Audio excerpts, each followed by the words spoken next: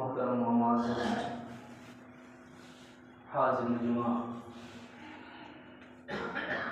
अस्सलामु अलैकुम व रहमतुल्लाहि तआला व बरकातुहू। वअलैकुम अस्सलाम व रहमतुल्लाहि व बरकातुहू। अल्हम्दुलिल्लाह रब्बिल आलमीन व आक़िबतु लिल मुत्तक़ीन वस्सलातु वस्सलामु अला सय्यिदिल मुरसलीन व अला आलिहि व सहबिहि अजमईन। अम्मा बाद, फ़अऊज़ु बिल्लाहि मिनश शैतानिर रजीम, बिस्मिल्लाहिर रहमानिर रहीम।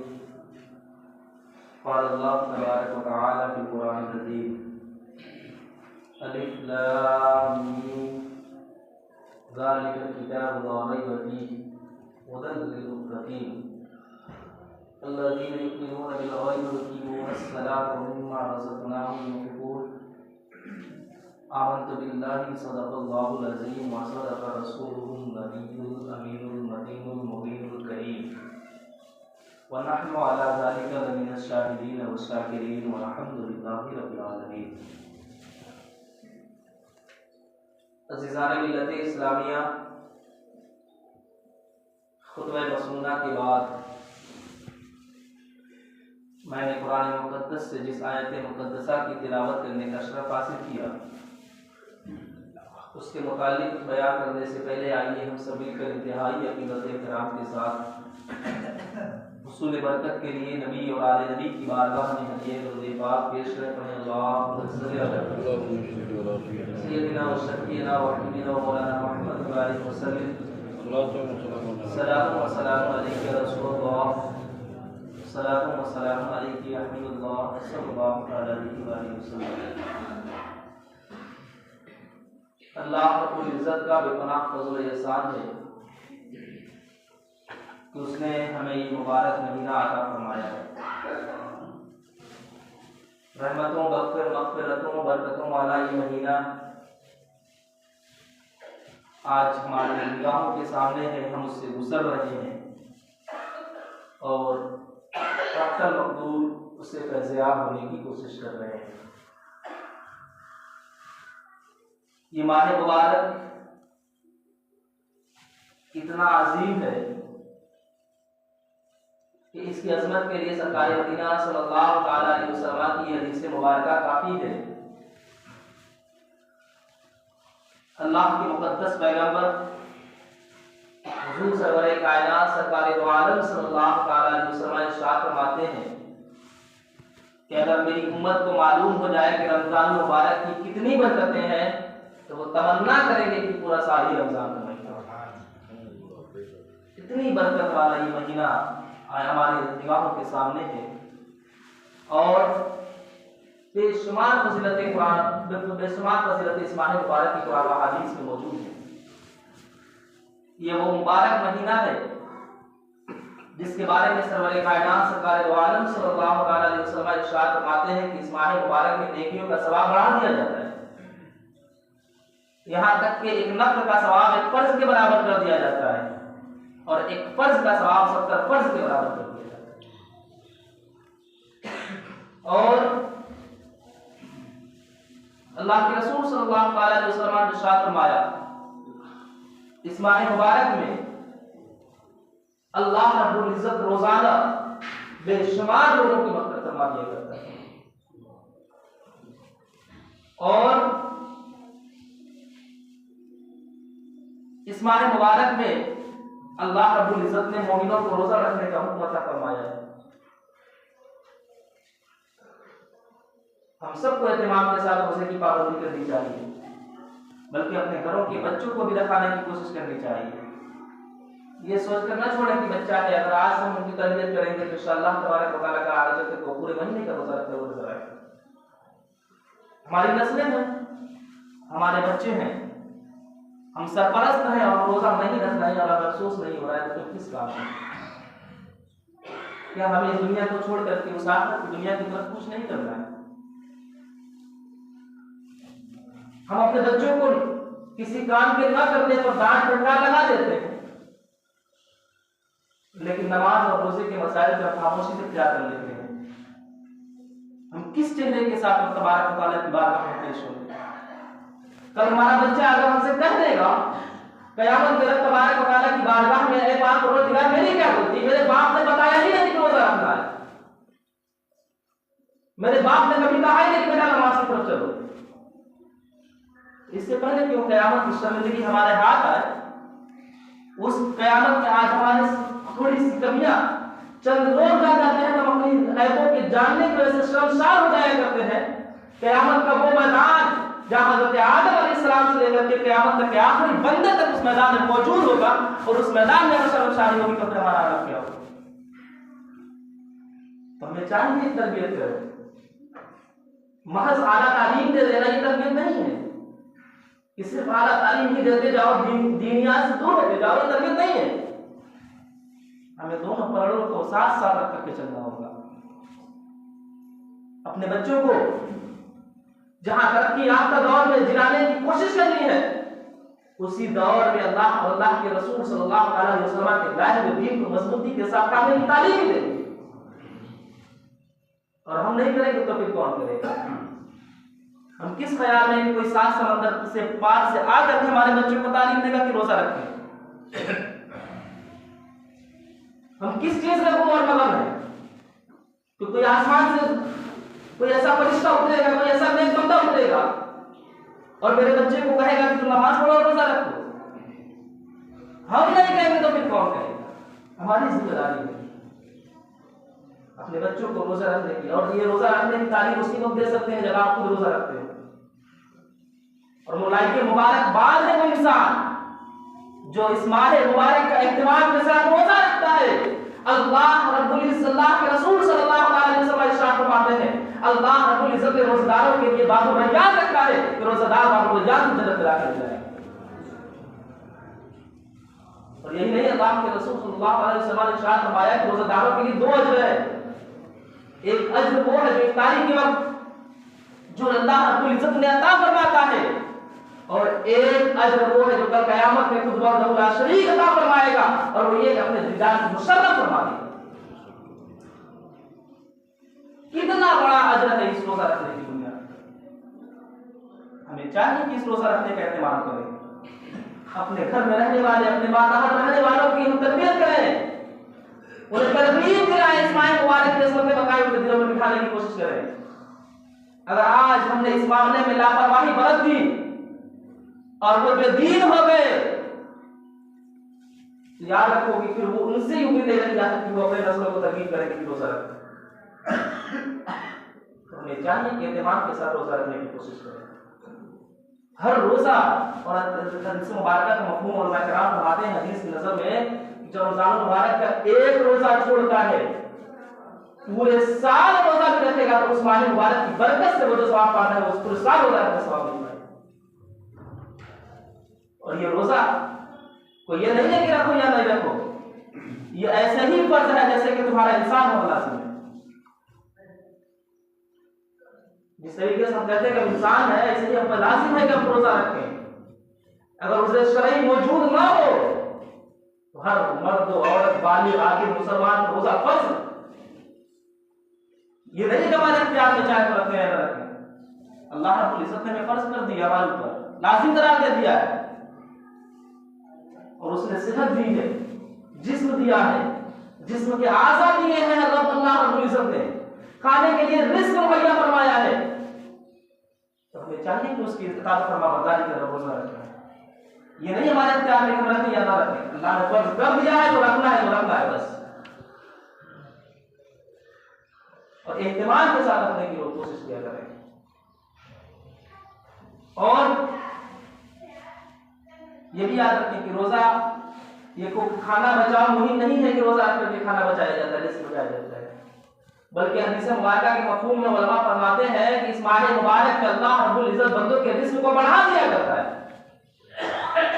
आप दस्तरखान को मुलाहिजा कर सकते हैं, आम दिनों में जिस दस्तरखान पे जो अशिया मौजूद नहीं होती है, लेकिन रमजान मुबारक की बरकत होती है कि उस दस्तरखान पे आसानी के साथ मौजूद हो जाया करती है। तो हमें चाहिए कि एहतिमाम के साथ रोजा रखें। खैर, मैंने खुतबा मसनूना के बाद जिस आयत मुक़द्दसा की तिलावत करने का शरफ हासिल किया, अल्लाह रब्बुल इज्जत इरशाद फरमाता है, व मिम्मा रज़क़नाहुम युनफ़िक़ून, और खर्च करो उसमें से जो उसने तुम्हें दिया। अल्लाह रब्बुल इज्जत ने जिसको मालिक निसाब बनाया है, देने वाला वही है, अता करने वाला वही है। तो ये न समझे कि मैंने अपने बाजुओं के दम पर यह हासिल किया है, मैंने अपने ताकत के जोर पर यह हासिल किया है, रब तबारक व तआला के बगैर देने से हासिल किया। माशाअल्लाह के बिलाल ये ना सोचे। बंदे का काम है कोशिश करना, जितना जुहद करेगा, जितनी मेहनत करेगा, अल्लाह रब्बुल इज्जत उतनी ही ज्यादा इज्जत अता फरमाएगा। अगर कोई ये कहे कि मैंने अपनी ताकत के जोर पर हासिल किया है, तो तारीख का मुशाहिदा कर सकते हैं कि बड़े से बड़े बलवान भूख की वजह से इस दुनिया से इंतकाल कर गए। नहीं अकल की वजह से रिस्क मिलता है, नहीं इल्म की वजह से मिलता है। रिस्क तो अल्लाह रब्बुल इज्जत के फजल से दिया करता है। देने वाला वही है, अता करने वाला वही है। तो अल्लाह फरमाता है कि तुम खर्च करो उसमें से जो हमने तुम्हें दिया है। और याद रखें ये ज़कात का भी मसला यही है। ऐसा नहीं है कि अल्लाह ने माल दिया तो हम दें या न दें। अल्लाह ने माल दिया है तो तुम पर फर्ज है, तुम साहिब इस्तिताअत हो, मालिक निसाब हो, तो तुम्हें ज़कात अदा करनी है। ऐसा नहीं है कि सिर्फ मर्दों पे है, औरतों पे भी है। ज़हन जेवर रखी हुई होती हैं और इतने जेवर होते हैं कि वो निसाब को पहुंच जाए, तो फिर उन पर भी ज़कात फर्ज है। नहीं है रकम तो उस जेवर को बेच करके ज़कात अदा करें। अगर जेवर ही से सिर्फ निसाब पूरा हो रहा है। और याद रखें कि ज़कात देने से माल में कमी नहीं आती है, बल्कि उस माल में बेइंतहा बरकतें हो जाया करती हैं। ज़हन को कुशादा करें। अल्लाह रब्बुल इज्जत ने इस ज़मीन पर चलने के लिए बेशुमार जानवरों को पैदा फरमाया है। इंसानों की खुराक, कुछ इंसानों की खुराक नहीं है। आप देखें मिसाल के तौर पर समझाऊं कि अल्लाह की राह में कुर्बान होता है, जो अल्लाह की राह में दिया जाता है, उसमें कमी नहीं आती है, बल्कि उसमें बढ़ोतरी ही नजर आती है। आप सब देखते हैं कि हर दिन इस जमीन पर लाखों करोड़ों बकरे ज़बह किए जाते हैं, और ईद उल अजहा का मौका आता है तो अरबों खरबों के एक ही दिन ज़बह कर दिए जाते हैं। हज का दिन आता है, यौम नहर का दिन, कुर्बानी का दिन, जो हज के मौके पर कुर्बानी की जाती है, उस दिन लाखों करोड़ों एक ही दिन ज़बह कर दिए जाते हैं। इतने जानवर ये बकरे ज़बह हो रहे हैं, और ये बच्चे साल में 1 या 2 देते हैं, बहुत देर 3 देते हैं या 4 देते हैं। और एक जानवर है जिसे हम और आप कुत्ता कहते हैं, और एक जानवर है सूअर कहते हैं। ये साल में 10-12 बच्चे देते हैं, लेकिन ये हराम जानवर है, और ये ज़बह उतने नहीं होते हैं जितने ये हुआ करते हैं। लेकिन अल्लाह रब्बुल इज्जत के बंदों की खुराक है, अल्लाह की राह में कुर्बान किए जाते हैं। तो अल्लाह रब्बुल इज्जत ने इतनी बरकतें अता फरमाई है कि लाखों करोड़ों लोग ज़बह हो रहे हैं, फिर भी की तादाद में कमी नहीं आ रही। तो जो अल्लाह की राह में दिया जाता है, जो अल्लाह की राह में कुर्बान किया जाता है, उसमें कमी नहीं आती है, बल्कि उसमें बरकतें हुआ करती हैं। और यही नहीं कि आप एक और मिसाल समझ सकते हैं। हम सब खेती से ताल्लुक रखते हैं। हमने मिसाल के तौर पे 10 बोरे गेहूं रखे हुए हैं, और उसको रख करके हम छोड़ दिए हैं, तो वो एक न एक दिन धीरे धीरे वो खत्म होकर के मिट्टी की शक्ल इख्तियार करते हुए, गुण रखते हुए खत्म होकर खराब हो जाएगा। इसी तरीके से हमने माल रखा, उसकी ज़कात नहीं रखी, तो वो खराब हो जाएगा। लेकिन अगर उसी गेहूं से 10 बोरी में से 1 बोरी निकाल करके हमने जमीन में डाल दिया, बो दिया, तो आने वाले चंद ही दिनों में वो फिर 1 बोरी कई 100 बोरी के काम आ जाएगा, कई 100 बोरी के तैयार करके हमें दे देगा। तो इसी तरीके से ज़कात है, हमने अपने माल से 2.5% अल्लाह रब्बुल इज्जत की राह में निकाल दिया, तो अल्लाह रब्बुल इज्जत उसका 700 गुना अता फरमाता है। कुरान में अल्लाह रब्बुल इज्जत इरशाद फरमाता है, मथलुल लज़ीना युनफ़िक़ूना अम्वालहुम फ़ी सबीलिल्लाह, जो अल्लाह की राह में खर्च किए जाते हैं, उसकी मिसाल उस बाली के मिस्ल है, बाली के एक दाने की मिस्ल है, जिसको जमीन में बो दिया गया, और उस दाने से 7 बालियां निकलती हैं, और हर बाली में 100 दाने होते हैं। गोया कि अल्लाह की राह में 1 रुपया खर्च करता है, अल्लाह रब्बुल इज्जत उसका 700 गुना अता फरमाता है। और आगे फरमाता है अल्लाह रब्बुल इज्जत जिसके लिए चाहे और ज्यादा फरमाते हैं। सबको चाहिए कि ज़कात अदा करे। और हदीस मुबारक में आया है कि ज़कात ये माल का मैल हुआ करता है। हम अपने माल से जब ज़कात निकालते हैं तो अल्लाह के रसूल सल्लल्लाहु अलैहि वसल्लम इरशाद फरमाते हैं जिस माल से ज़कात निकाल दिया जाता है अल्लाह रब्बुल इज्जत उस माल की हिफाजत की ज़मानत अपने ज़िम्मे करम पे ले लिया जाता है। कितनी बड़ी बरकत है इस ज़कात। एक हदीस मुबारक से इस मफ़हूम को वाज़ेह कर दूं ताकि हमारे ज़हन में नक्श हो जाए, बैठ जाए कि अल्लाह के रसूल सल्लल्लाहु अलैहि वसल्लम एक मरतबा सहाबा किराम को ज़कात की अहमियत और फजीलत बयान फरमा रहे थे और फरमाया कि जो अल्लाह की राह में जिस माल की ज़कात निकाल दी जाती है अल्लाह रब्बुल इज्जत उस ज़कात की माल की हिफाजत की ज़मानत अपने ज़िम्मे करम पे ले लेता है। तो एक यहूदी खड़ा था, उसने ये वाक़या को सुना और वो गया और अपने माल की ज़कात निकाल दिया। जितना जैसे अल्लाह के रसूल ने इरशाद फरमाया था उसने किया। और तो लोगों ने पूछा क्या तुम मुसलमान हो गया ज़कात निकाल रहा है? तो कहा कि नहीं मुसलमान हूँ, मैं ताजिर हूँ, तिजारत कर रहा हूँ। कहा कैसे? कहा कि मैं जानता हूँ कि मेरा माल जहाँ से आ रहा है मुझे 100% उम्मीद है कि वो माल लूट जाएगा, डकैती से महफूज रहने वाला नहीं है। लेकिन अल्लाह के रसूल ने इरशाद फरमाया है कि जो माल जिस माल की ज़कात निकाल दी जाए उसकी हिफाजत की ज़मानत अल्लाह रब्बुल इज्जत ज़िम्मे करम पे ले लेता है। तो अगर मेरा माल डूब गया तो अल्लाह के रसूल सल्लल्लाहु अलैहि वसल्लम की बारगाह में जाऊंगा और कहूंगा कि मैंने ज़कात निकाला था, उसके बाद भी मेरा माल डूब गया, लिहाजा आप इसका तावान अदा करें। और अगर सीधे से नहीं तो तलवार के जोर पर निकालो। चंद दिन के बाद खबर आती है कि जो काफिला आ रहा था वो लुट गया। फौरन जाता है अल्लाह के रसूल सल्लल्लाहु अलैहि वसल्लम की बारगाह की तरफ बढ़ता है और जब बढ़ ही रहा होता है, करीब होता है अल्लाह के रसूल सल्लल्लाहु अलैहि वसल्लम की बारगाह की तरफ, तो किसी खबर देने वाले ने खबर दिया कि तुम्हारा माल मुबारक हो, तुम्हारा माल सही सलामत आ रहा है। वो हैरत में पड़ जाता है, कहता है क्या डकैती नहीं हुई? कहाँ डकैती हुई है? कहा तो फिर मेरा माल कैसे बचा? कहा कि तेरा ऊंट भी तेरे सारो सामान भी उसी काफिले के साथ आ रहे थे, लेकिन तेरे ऊंट में के पांव में चोट आ गई और चोट आने की बुनियाद पर तेरा ऊंट आहिस्ता चलने लगा। काफिला वालों ने सोचा कि अगर हम इसकी चाल से चलेंगे तो हम लेट हो जाएंगे। काफिला वाले आगे निकल गए और डकैती हुई। डाकुओं ने इसके काफिला वालों के माल को लूटा। लूट करके जब अपने घरों में चले गए, अपने पहाड़ की कोह में चले गए, तो फिर रास्ता खाली हो गया। तेरा ऊंट आहिस्ता आहिस्ता चल करके आ रहा था, फिर उसके पांव भी सही हो गए और चल करके आप तेरे पास आ गया है। वो फौरन जो तलवार लेकर के जा रहा था और तलवार लेकर के जा रहा था कि अल्लाह के रसूल सल्लल्लाहु अलैहि वसल्लम से अपने माल की ज़मानत वसूल करूंगा। अल्लाह के रसूल सल्लल्लाहु अलैहि वसल्लम की बारगाह में हाजिर होता है, कहता है या रसूलल्लाह आप मुझे कलमा पढ़ा करके इस्लाम में दाखिल कर दीजिए। जिस लाइन में दीन की ज़मानत की है गारंटी है कि काफिला लुट जाने के बाद मेरा माल महफूज हो जाता है, उस लाइन में पूरे दीन की बात क्या होगी और कलमा पढ़ करके इस्लाम में दाखिल हो जाए।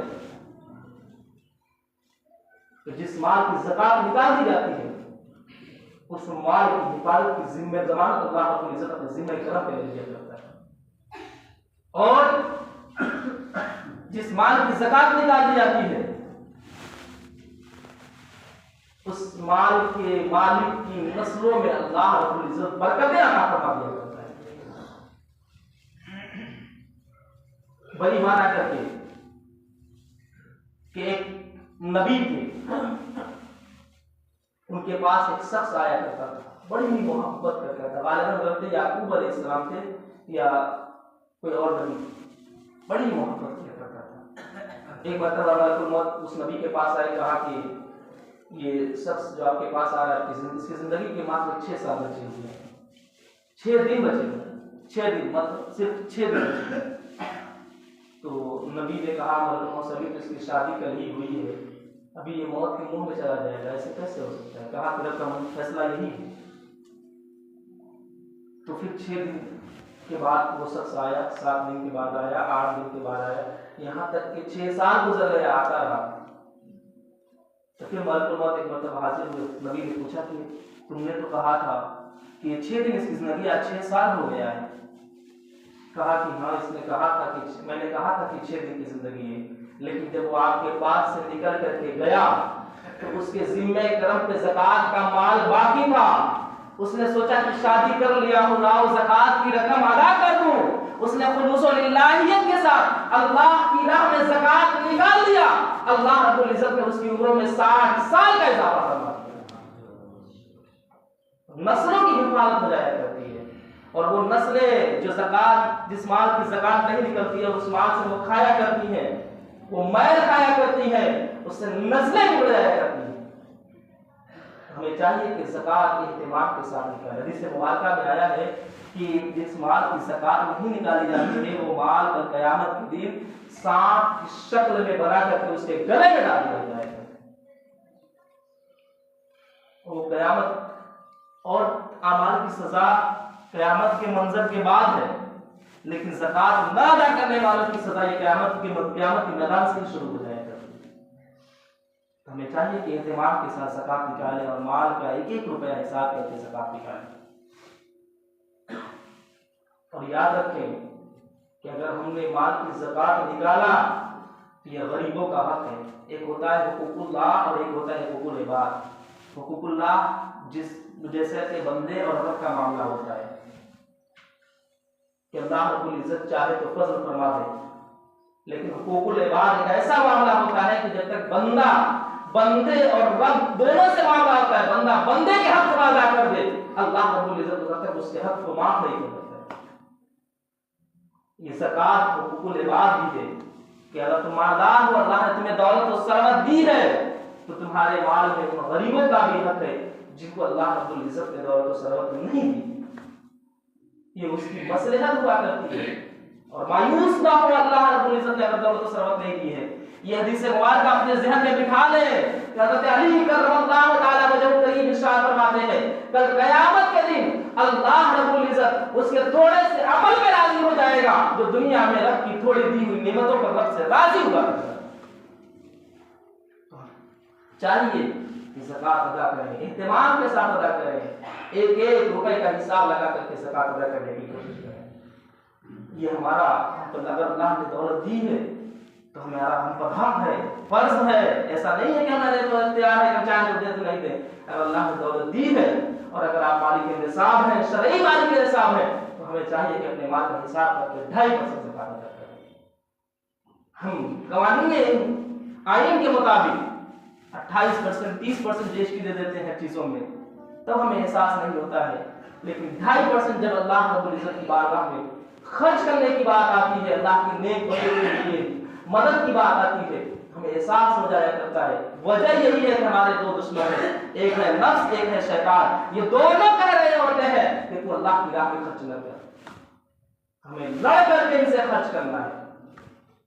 और अल्लाह की राह में जितना खर्च करेंगे अल्लाह रब्बुल इज्जत उतना ही बढ़ करके देने वाला है। उसके खजाने कुदरत में कोई कमी नहीं है। माल रख करके भी कितने लोग हलाक हो गए, लाख की लानत फटकार के हकदार हुए। कारून का नाम आपने सुना होगा, कुरान मुकद्दस में इस वाक़े को अक्सर सुनते हैं। ज़कात के ही इनकार की बुनियाद पर अल्लाह रब्बुल इज्जत ने उसको ऐसी लानतें बरसाई कि क़यामत के लिए वो लईन हो गया। इन्हीं चंद बातों के साथ मैं अपनी गुफ्तगू खत्म करता हूँ। और एक ऐलान ये है कि हमारे गांव से जनाब मौलाना मोहम्मद नसीम साहब आए हुए हैं चंदे के ताल्लुक से। मदरसा अमजदिया मदीनतुल उलूम मदनपुरा, वहाँ के मदरसे की तामीर व तरक्की के लिए बहुत सख्त ज़रूरत है। आप हज़रात से जो भी बन सके, जिस तरीके से भी बन सके, उस मदरसे का ताउन करें। और ये याद रखें कि अगर मदारिस दीनिया में आपका एक दिन भी लगता है तो जब तक मदरसा बाकी रहेगा वो आपके लिए सब पे जारिया होगा। तो जितना हो सके बढ़ करके मदारिस की तामीर की मदद करें, अपने आस पास पड़ोसियों की मदद करें, ज़कात को बिल्कुलिया अदा करने की कोशिश करें और रोज़े का एहतमाम करें, रोज़ा छोड़े नहीं। ये याद रखें कि कल क़यामत के दिन हमारे लिए रुसवाई का सामान बन सकते हैं। एहतमाम करें, अपने बच्चों को, अपने घर वालों को रहने की और रखने की और एहतमाम करने की तरगीब दिलाएं। ये हमें ही करना है, कोई 7 समंदर से पार से आकर के हमारे बच्चों को दीन नहीं सिखाने वाला, हमें खुद सिखाना है, खुद बताना है, खुद उन्हें तालीम देना है। और जहाँ तक हो सके वहाँ नसीम मोहम्मद साहब जिस मदरसे से ताल्लुक़ से आए हुए हैं, और याद रखेंगे इनका एहसान हुआ करता है जो चंदे आया कर, चंदा लेने आया करते हैं। अगर ये ना आए ना तो हम पर अगर ज़कात फर्ज हो गई तो हमारी जिम्मेदारी है कि हम ले जाकर के मुस्तहिक़ीन ज़कात को अदा करें। ये आ जाते हैं चढ़ करके बढ़ करके, ये इनका ये अच्छी बात हुआ करती है। खैर अल्लाह रब्बुल इज्जत हम सबको इस माह मुबारक की कदर करने की तौफीक अता फरमाए और हम सबको बोलने से कहीं ज्यादा अमल की तौफीक अता फरमाए। मुझसे बोलने में या सुनने में कहीं खता हो गई हूँ, रब तबारक व तआला की बात में दुआ करता हूँ, तौबा करता हूँ, अस्तगफिरुल्लाह रब्बी मिन कुल्लि ज़ंबिन व अतूबु इलैह। जो हज़ार सुन्नत ना पढ़े सुन्नत से फारिग हो गए। अस्सलामु अलैकुम व रहमतुल्लाहि व बरकातहू।